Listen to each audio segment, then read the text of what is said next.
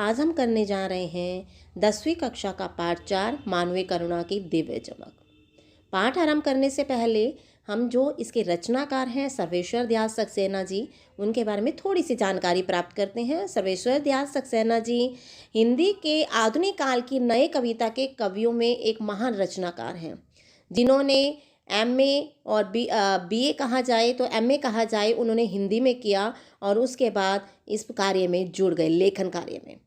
चलिए रचना के बारे में जानकारी प्राप्त करते हैं। हमारा पाठ है, शीर्षक है मानवीय करुणा की दिव्य चमक।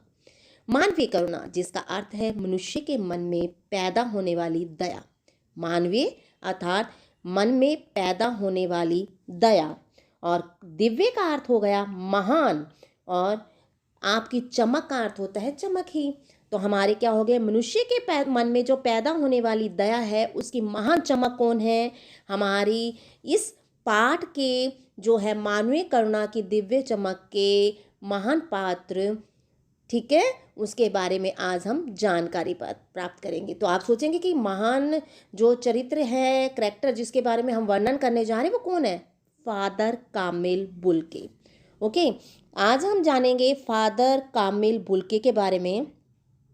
क्लियर कि उनकी रचना इस पाठ में उनके बारे में क्या क्या उनकी विशेषताएं बताई गई हैं और उन्होंने हमारे भारत में क्या महत्वपूर्ण भूमिका निभाई है। क्लियर, तो आज हम जानकारी प्राप्त करेंगे फादर कामिल बुल्के के बारे में।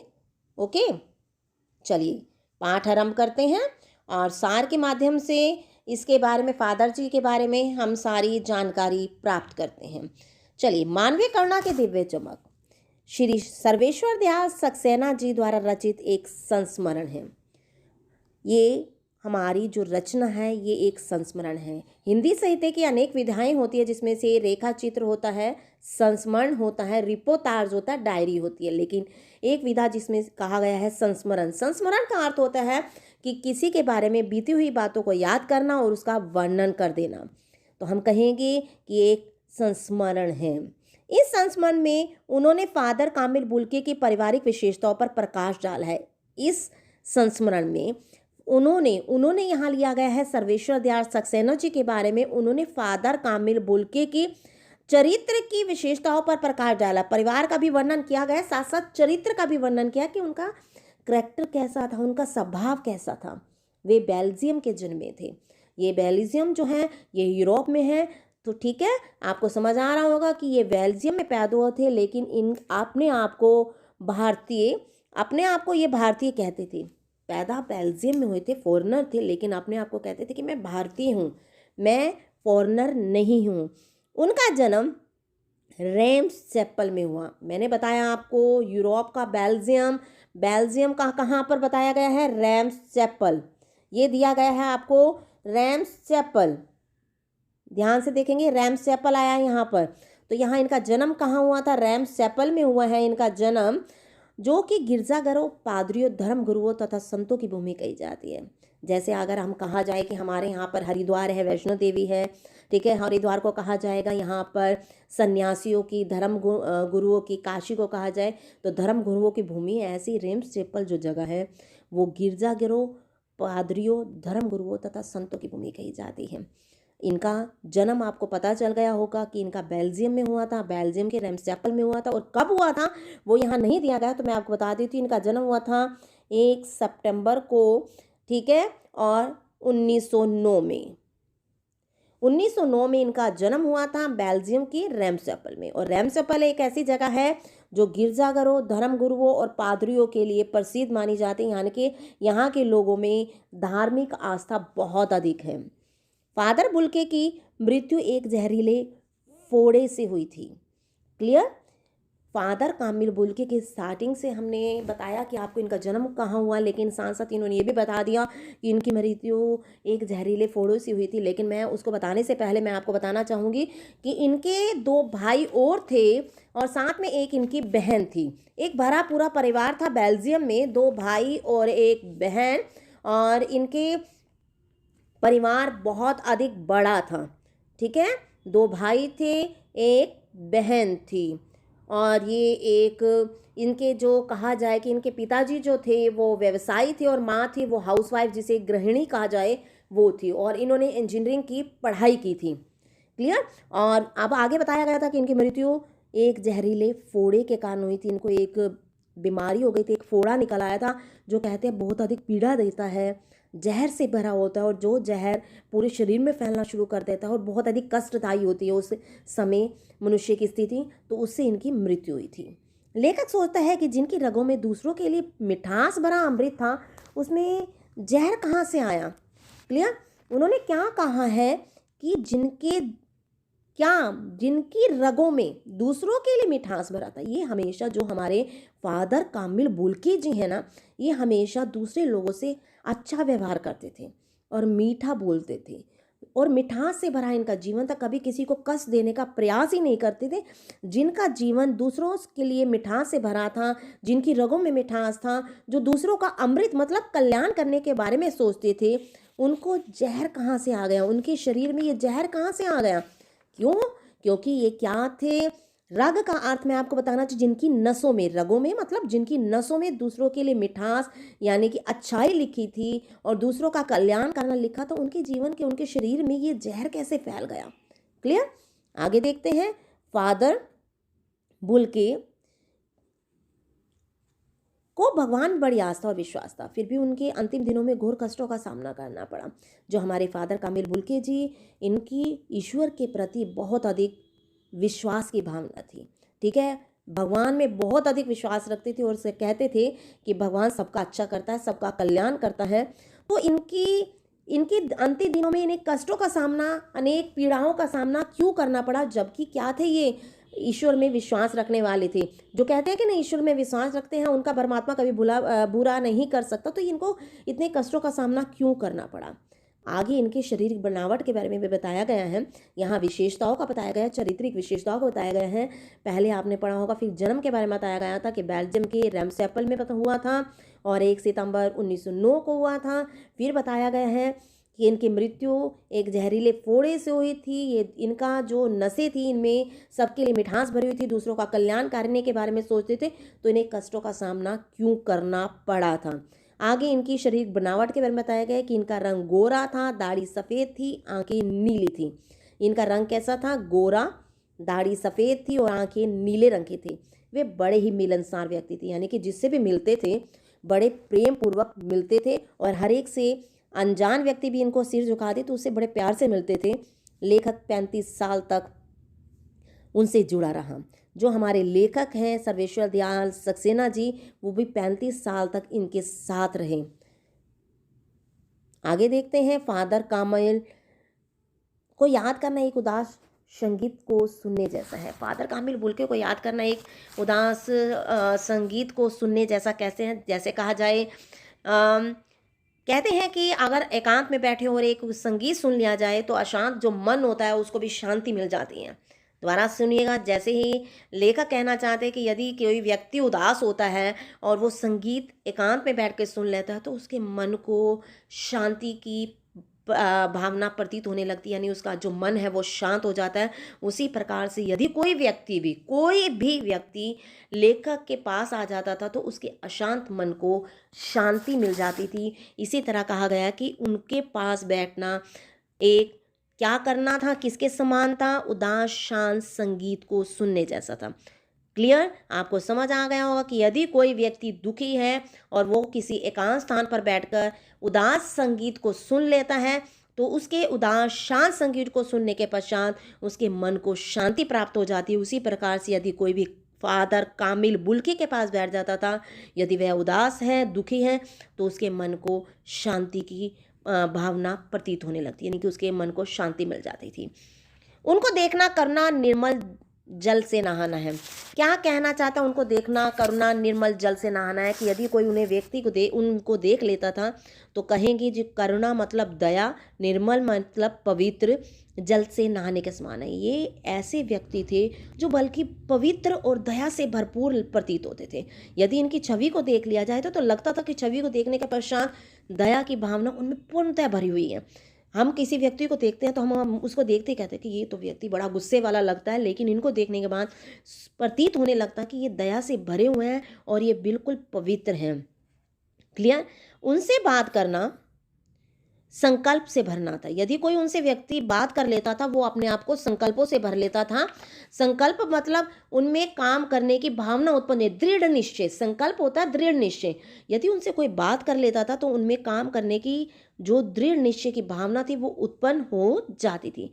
परिमल पत्रिका के द्वारा लेखक की फादर से भेंट हुई थी। ये परिमल पत्रिका क्या है? ये एक साहित्यिक संस्था है। मैं आपको क्लियर कर रही हूँ, ये एक साहित्यिक संस्था, ठीक है, एक साहित्यिक संस्था है जहाँ पर माने हुए कहा जाए साहित्यिक,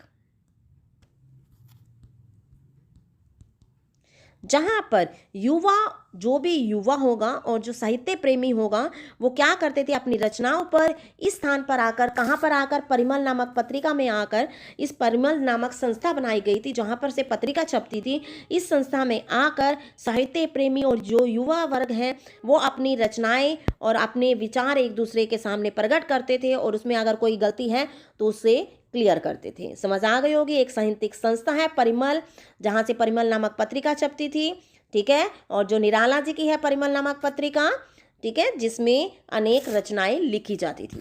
तो यहाँ कहता जाता है कि परिमल पत्रिका जहाँ से संस्था थी, इसमें ही लेखक की सर्वेश्वर दयाल सक्सेना जी के फादर कामिल बुल्के से भेंट हुई थी और धीरे धीरे वे उनसे पारिवारिक रिश्ते में बंध गए थे। और फिर धीरे धीरे क्या हुआ, उनका फादर कामिल बुल्के से एक परिवार की तरह संबंध हो गया था। जैसे परिवार में अनेक मेंबर्स होते हैं, सदस्य होते हैं, उसी प्रकार से फादर कामिल बुल्के भी उस परिवार के, परिमल संस्था है जो, उस परिवार के सदस्य बन गए थे और उनके साथ परिवार जैसा रिश्ता हो गया था, जिससे अपने परिवार में यदि हमें कोई कष्ट होता तो हम एक दूसरे से बातचीत करके दूर कर सकते हैं। उसी प्रकार से इस परिवार में भी अनेक व्यक्ति अपनी बातें भी प्रकट कर सकते थे। क्लियर? आगे देखते हैं। वे गंभीर विषयों पर बात करते और लेखक की रचनाओं पर बेबाक राय और सुझाव देते थे। वे गंभीर विषय जितने भी होंगे, ठीक है, गंभीर का अर्थ होता है गहरी, ठीक है, गहरी सोच वाले विषय, उन पर अपनी राय देते थे और क्या करते थे, विषयों पर बहस करते थे और लेखक की रचनाओं पर बेबाक राय देते थे। बेबाक का अर्थ होता है खुलकर विचार प्रकट करना। ये क्या करते थे, उस जो लेखक कह रहा है, ये रचना लिख रहा है, उसमें क्या है, अगर ये कमी है तो वो खुलकर उस पर विचार प्रकट कर देते थे। बेबाक का अर्थ होता है खुलकर विचार प्रकट करना। लेखक की रचनाओं पर, हमारे जो फादर कामिल बुल्के जी हैं, उनकी रचनाओं पर अपने खुलकर विचार प्रकट करते थे कि इसमें ये कमी रह गई है, तुम्हें इसे क्लियर करना चाहिए, ठीक है।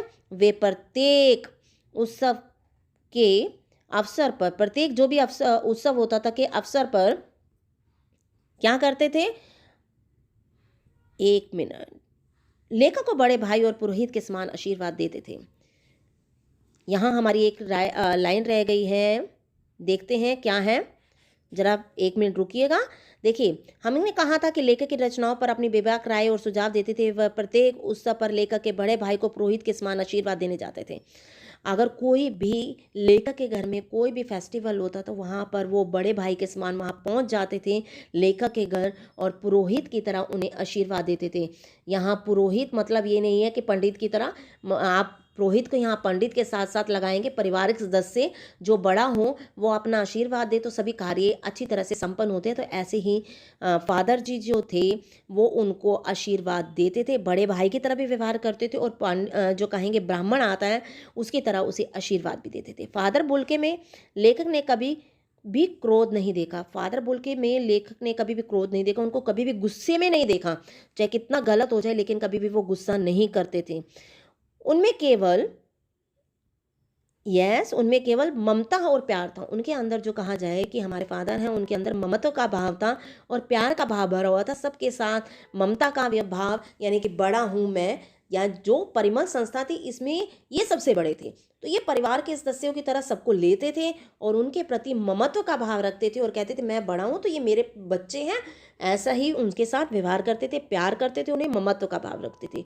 लेखक उनको देखकर अक्सर सोचता था कि इंजीनियरिंग के आखिरी वर्ष में पहुंचकर भरे पूरे परिवार घर के बावजूद उनके, ठीक है, मन में सन्यासी बनने की इच्छा कैसे उत्पन्न हुई। लेखक क्या सोचता है कि इनका भरा पूरा परिवार था और ये इंजीनियरिंग के लास्ट ईयर में थे, इंजीनियरिंग की पढ़ाई कर रहे थे। इंजीनियरिंग की पढ़ाई करते करते उन्होंने लास्ट ईयर में इनके मन में कैसे आ गया मुझे सन्यासी बनना। और वो ये भी सोचते हैं कि एक भरा पूरा परिवार, जब मैंने आपको बताया कि इनके 2 भाई, 1 बहन था, मम्मी पापा थे, एक पूरा परिवार था। पूरे परिवार को छोड़कर इनके सन्यासी बनने की भावना कैसे उत्पन्न हुई। और जब इन्होंने कहा कि मुझे बनना है, सन्यासी बनना है, तो सन्यासी बनने के बाद इन्होंने सोच लिया कि मुझे सन्यासी बनकर कहाँ जाना है, कि मुझे सन्यासी बनने के पश्चात भारत आना है और भारत जाकर मुझे कार्य करने हैं अच्छे अच्छे, ठीक है। इसी कारण लेखक को भी कई बार सोचकर हैरानी होती है कि ऐसा व्यक्ति जो पूरा परिवार हो, इंजीनियरिंग के लास्ट ईयर कर रहा हो और वहाँ छोड़कर भारत में आकर रहने लगे, तो हैरानी है। लेखक ने फादर बुल्के से पूछा कि क्या अपने देश की याद नहीं आती। एक बार उन्होंने पूछा था कि क्या आपको अपने देश की कभी भी याद नहीं आती, आप बेल्जियम के हैं तो आपको याद नहीं आती। उन्होंने उत्तर दिया कि मेरा देश तो अब भारत है, ठीक है। क्या बताया था, मेरा देश अब भारत है। अगर उनसे पूछा जाए ना कि आपको अपने देश की याद नहीं आती, कहते मैं तो अपने देश में ही हूँ क्योंकि मेरा देश तो अब भारत है, जबकि मैं पैदा बेल्जियम में हुआ हूँ, ठीक है, बेल्जियम के रैम्सचैपल में हुआ हूँ, मेरी जन्मभूमि है रैम्सचैपल, लेकिन मैं हूँ भारतीय। पूछने पर उन्होंने ये भी कहा कि उनकी माँ की बहुत याद आती है उन्हें, क्योंकि माँ उनकी क्या करती थी उसके बारे में, माँ की पत्र आते रहते थे उनके पास, इसी कारण उनको माँ की टेंशन रहती थी कि माँ उसे याद करती रहती हैं, ठीक है। उन्होंने जो पत्र थे वो डॉक्टर रघुवंश को दिखाया करते थे फादर। एक मैंने आपको बताया है कि ये परिमल संस्था में प्रसिद्ध रचनाकार, ठीक है, युवा रचनाकार आते थे, उनमें से एक डॉक्टर रघुवंश भी थे और सर्वेश्वर दयाल सक्सेना भी जी थे। ये फादर ने जो उनकी माँ के पत्र थे वो डॉक्टर रघुवंश को दिखाए थे। क्लियर। भारत आने के बाद वे 2-3, ठीक है, बार बेल्जियम भी गए थे। पत्र जैसे ही उन्होंने, जब भारत आए, सन्यासी बन गए और उन्होंने 2-3 बार बेल्जियम गए। फादर ने ये भी बताया लेखक को कि उनकी माँ बचपन से ही यह घोषित कर दिया था कि यह लड़का हाथों से निकल गया है। क्यों? क्योंकि इनके अंदर जो भाव थे, इनके जो विचार थे वो सन्यासियों जैसे थे। इसी कारण इंजीनियरिंग के अंतिम वर्ष की पढ़ाई छोड़कर फादर सन्यास होने के लिए धर्मगुरु के पास गए। इन्होंने क्या किया, मैं आपको बता रही हूँ कि इंजीनियरिंग की लास्ट ईयर में थे और इंजीनियरिंग की पढ़ाई छोड़ दी और धर्मगुरु के पास गए। धर्मगुरु कौन होते हैं? धर्म की शिक्षा देने वाले जो पादरी होते हैं उनके पास गए, ठीक है। धर्म की शिक्षा देने वाले जो गुरु होते हैं उनके पास गए और उन्होंने कहा कि मुझे तो सन्यासी बनना है। क्लियर।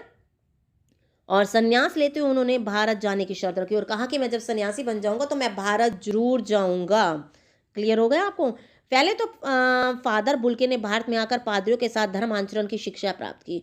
पहले तो उन्होंने क्या किया, फादर बुल्के जब भारत आए सबसे पहले बेल्जियम में रहे, रैम्सचैपल में पैदा हुए, ठीक है। वहाँ से इंजीनियरिंग के अंतिम वर्ष की पढ़ाई छोड़कर भारत आ गए और परिमल नामक संस्था से जुड़ गए, जहाँ पर अनेक सदस्य थे, प्रसिद्ध व्यक्ति थे। उनके साथ वो प्यार सा ममत्व का भाव रखते थे। उनकी कोई भी रचना होती थी किसी पर भी, उनमें अगर अपनी बेबाक, मतलब क्या बताया था मैंने आपको, खुलकर विचार प्रकट करके ये गलती है ये सुधार लो, सबके साथ वो ममता करुणा का व्यवहार रखते थे और किसी के कष्टों को दूर करने में बहुत अधिक सहायता करते थे। और अपनी कोई भी व्यक्ति यदि अपने कर्म से हट रहा है, कार्य करने से हट रहा है, तो उसे कार्य करने के लिए प्रेरित भी करते थे। आगे बढ़ते हैं हम। क्या कहा था मैंने, संन्यास लेते हुए उन्होंने भारत जाने की शर्त रखी कि मैं संन्यास लूंगा तो उसके बाद भारत जाऊंगा। पहले तो फादर बुल्के ने भारत में, जब इनसे मैंने यहाँ पे एक चीज़ और बताना चाहती हूँ कि इनसे पूछा गया कि आपकी जन्मभूमि के बारे में बताओ, तो उन्होंने कहा मेरी जन्मभूमि बेल्जियम जरूर है और मुझे प्राणों से बढ़कर है, लेकिन मैं भारतीय हूँ, मुझे बेल्जियम प्राणों से बढ़कर है, क्योंकि जन्मभूमि ही मनुष्य का उचित विकास करती है। उचित विकास कौन करती है? जन्मभूमि। मनुष्य का उचित विकास करने में सहायता करती है जन्मभूमि, यानी कि रैम्सचैपल।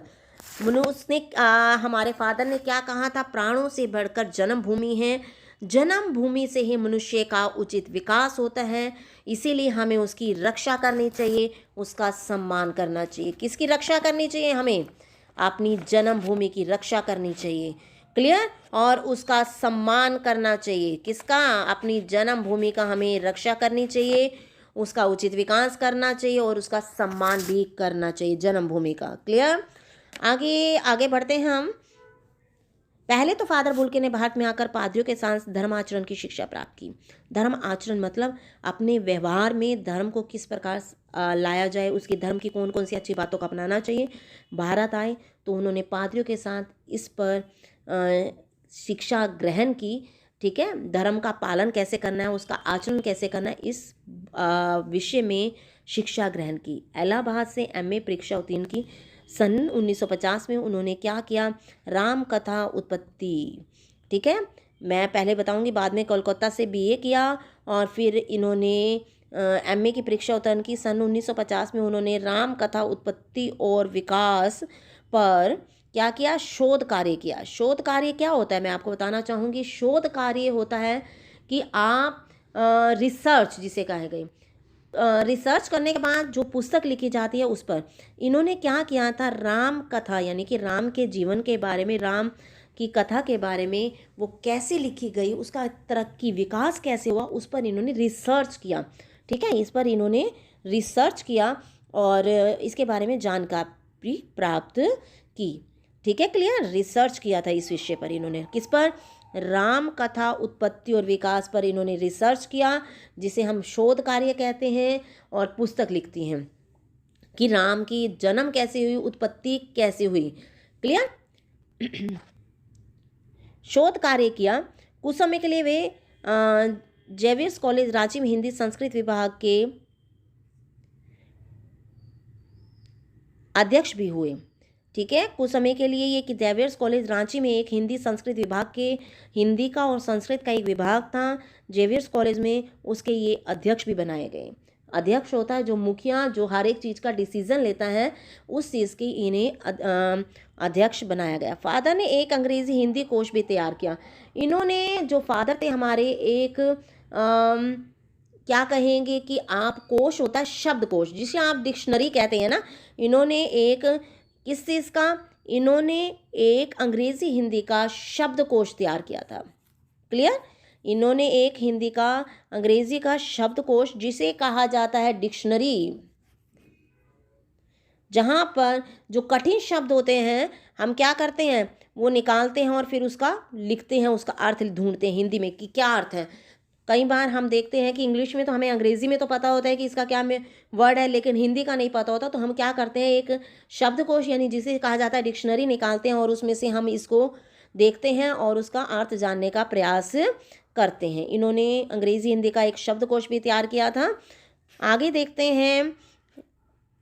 और इन्होंने बाइबल का हिंदी में अनुवाद किया था। क्लियर? रांची में बीमार रहने लगे, इसी कारण इसलिए वे पटना आ गए और 73 रांची में बीमार रहने लगे थे, इसलिए वो कहाँ आ गए थे? पटना आ गए। और 73 वर्ष की आयु में, 73 वर्ष की आयु में उनका देहांत हो गया था। रांची में बीमार होने के बाद वे कहाँ आ गए थे? हमने बताया कि पटना आ गए थे और पटना में आने के पश्चात 73 वर्ष की आयु में इनका देहांत हो गया। भले ही वे पादरी थे लेकिन सन्यासी जैसे लगते नहीं थे। क्या कहना चाहते हैं? कि वे भले ही पादरी थे यानी कि सन्यासी थे, लेकिन वो सन्यासी जैसे नहीं लगते थे। क्या मतलब है इसका? सन्यासी होना लेकिन सन्यासी नए दिखाई देना। ठीक है, ये क्या मतलब है इसका? कहा जाए कि हम कह सकते हैं कि वे संकल्प से सन्यासी तो थे। संकल्प से सन्यासी मतलब कहेंगे कि मन के सन्यासी संसारिकता से जो मन से भी बन जाते हैं, वो उनके कर्मों से सन्यासी थे। वो जो हमारे फादर थे वो कर्मों से सन्यासी थे, वो मन से सन्यासी नहीं थे। क्योंकि कहा जाता है कि सन्यास लेने के बाद ना जो मनुष्य होता है वो किसी से किसी प्रकार का कोई रिश्ता नहीं रखता, जबकि फादर जो हमारे थे वो किसी से एक बार रिश्ता बना लेते थे, उसे कभी तोड़ते नहीं थे, उसे अनेक सालों तक एक परिवार की तरह उसके साथ भूमिका निभाते थे और पारिवारिक रिश्ते की गंध जो होती है वो उनके भीतर से महसूस होती थी। इसलिए कहा जाए तो वे मन से सन्यासी नहीं थे। वो किससे सन्यासी थे? वो कर्म से सन्यासी थे। ठीक है, उनके कार्य सन्यासी जैसे थे। वो कर्म से सन्यासी थे, मन से सन्यासी नहीं थे, कर्म से सन्यासी थे। क्लियर। वे किस चीज से सन्यासी थे? कर्म से सन्यासी थे, मन से सन्यासी नहीं थे। एक मिनट, आगे हम पढ़ते हैं।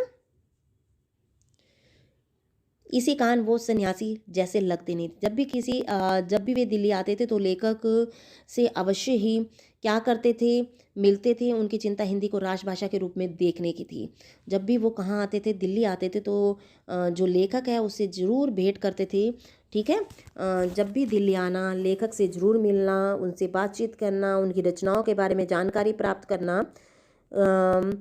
ठीक है, लेखक से जरूर मिलते थे। उनकी चिंता हिंदी को राष्ट्रभाषा के रूप में बनाने की थी, कि हिंदी जो होनी चाहिए देखने की थी। तो वो चाहते थे कि हिंदी को राष्ट्रभाषा के रूप में किया जाए। जब इनका बड़ा दुख होता था कि अगर कोई राष्ट्रभाषा के अलावा किसी अन्य विषय को, किसी अन्य भाषा में अपनी बात को प्रकट करने का प्रयास करता था, तो इन्हें बड़ा गुस्सा आता था। इसीलिए ये चाहते थे कि हिंदी को ही राष्ट्रभाषा बनाया जाए। ठीक है, इसी कारण कहा जा सकता है कि हिंदी प्रेमी थे ये। हम क्या कहेंगे इनको, अंग्रेजी भाषा के होते हुए भी इन्होंने इसे कान कहा जाए कि ये हिंदी प्रेमी थे। ये हिंदी प्रेमी थे। कुछ मैं बातें बता रही हूँ, ये हिंदी प्रेमी थे। इन्होंने इसी कारण हिंदी में एमए किया, वो जो पीएचडी किया। उन्होंने जो विषय अपनाया वो भी भारतीय था। ठीक है, एमए हिंदी में, हिंदी प्रेमी थे, एमए हिंदी किया इन्होंने। ठीक है, और जो विषय अपनाया पीएचडी का वो भी क्या था, भारत से जुड़ा हुआ था। और राम कथा लिखी, जो कहेंगे अविस्मरणीय शोध कार्य किया था, जो कभी भूला नहीं जा सकता। और इन्होंने, मैं एक और चीज़ बताना चाहूँ, एक प्रसिद्ध नाटक था ब्लू बर्ड। ठीक है, वह बाइबल का भी इन्होंने हिंदी में अनुवाद किया था। आप याद रखिएगा, मैं आपको बता रही हूँ कुछ चीज़ें जो इसमें नहीं दी गई, वो आपको मैं उससे रूबरू करवाती जा रही हूँ। मैं आपको बता रही हूँ कि इन्होंने बाइबल का हिंदी में अनुवाद किया था। बाइबल, ओके, नोट कर लीजिएगा आप भी अपनी उसमें कार्य पुस्तिका उठाइए, उसमें नोट कीजिए कि इन्होंने बाइबल का, जो बाइबल है उसका हिंदी में अनुवाद किया था। और एक रचना थी, कौन सी रचना, मैंने बोला है ब्लू बर्ड। ठीक है, कौन सी रचना, ब्लू बर्ड एक नामक रचना थी, उसका भी इन्होंने, ब्लू बर्ड, उसका भी इन्होंने हिंदी में अनुवाद किया था। क्लियर, ब्लू बर्ड और बाइबल का हिंदी में अनुवाद किया। और हिंदी प्रेम कहाँ से पता चलता है, राम कथा पर इन्होंने शोध कार्य किया, एमए हिंदी किया, तो हिंदी के प्रति इनका प्रेम यहीं से प्रकट हो जाता है। साथ में हिंदी और अंग्रेजी हिंदी का शब्दकोश भी इन्होंने तैयार किया था। क्लियर, आगे देखते हैं। चलिए,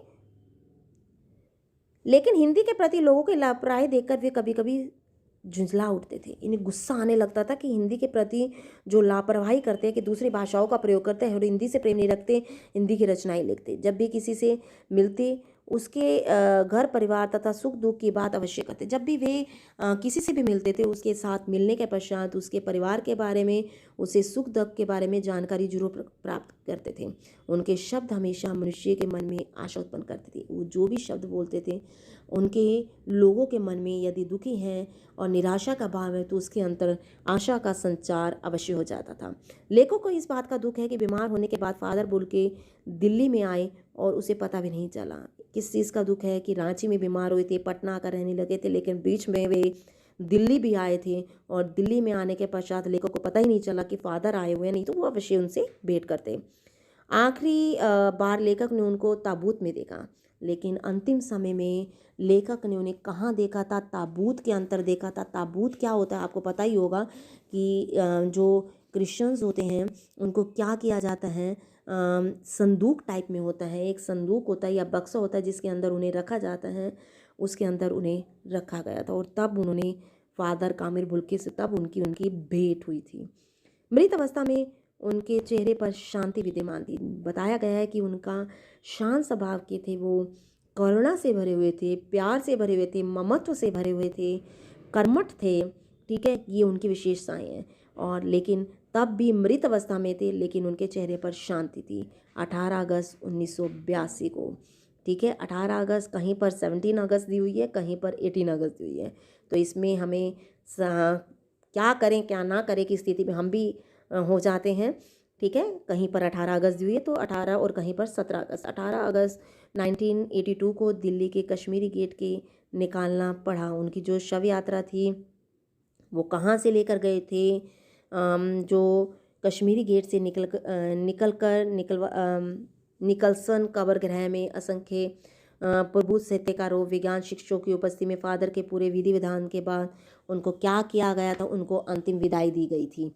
मैं बताती हूँ, 18 अगस्त 1982 को दिल्ली के कश्मीरी गेट का निकलसन कब्र गृह है, वहाँ में अनेक प्रबुद्ध साहित्यकारों, अब यहाँ क्या कहा जाएगा, प्रबुद्ध होते हैं। आपके लिए मैं बताना चाहूँगी, जो बहुत अधिक बुद्धिमान, ठीक है, बुद्धिमान होते हैं, अनेक विषयों की जानकारी रखने वाले होते हैं, उन्हें प्रबुद्ध कहा जाता है। अनेक प्रबुद्ध साहित्यकार थे, ठीक है, रचनाकार थे। उनके सामने, ठीक है, प्रबुद्ध साहित्यकारों और विज्ञान शिक्षकों की उपस्थिति में फादर को पूरे विधि विधान के साथ कब्र में उतारा गया।